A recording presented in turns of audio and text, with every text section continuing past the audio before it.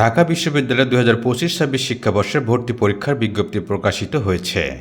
ঢাকা বিশ্ববিদ্যালয়ের রেজিস্ট্রার ভারপ্রাপ্ত মুন্সি শামস উদ্দিন আহমেদ স্বাক্ষরিত বিজ্ঞপ্তি অনুযায়ী এবার খ ইউনিটের অধীনে কলা, আইন ও সামাজিক বিজ্ঞান মোট 3টি অনুষদ ও 41টি বিভাগ রয়েছে।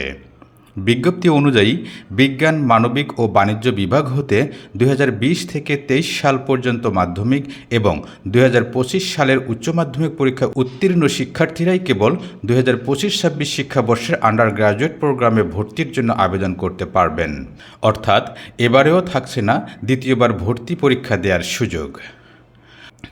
অনলাইন আবেদন প্রক্রিয়া শুরু হবে 29 অক্টোবর দুপুর 12টা থেকে এবং শেষ হবে 16 নভেম্বর রাত 11:59 খ ইউনিটের ভর্তি পরীক্ষার মানবন্ধন 120 নম্বরের রেজাল্ট তৈরি করা হবে।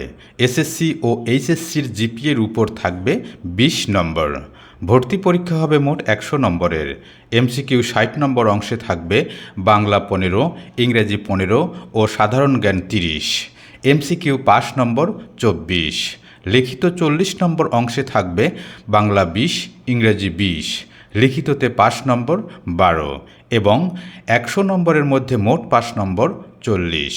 প্রতিটি ভুল উত্তরের জন্য কাটা যাবে 0.25 নম্বর।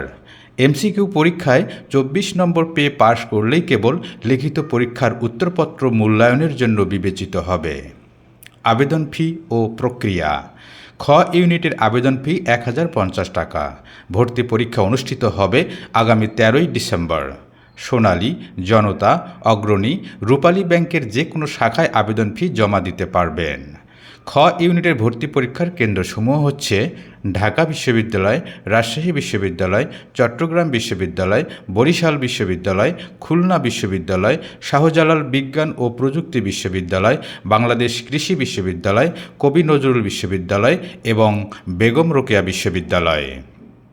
সুপ্রিয় শিক্ষার্থীবৃন্দ, এই ছিল আজকের মতো ঢাকা বিশ্ববিদ্যালয়ের খ ইউনিটের 2025-26 শিক্ষাবর্ষের স্নাতক ভর্তি পরীক্ষার আপডেট তথ্য।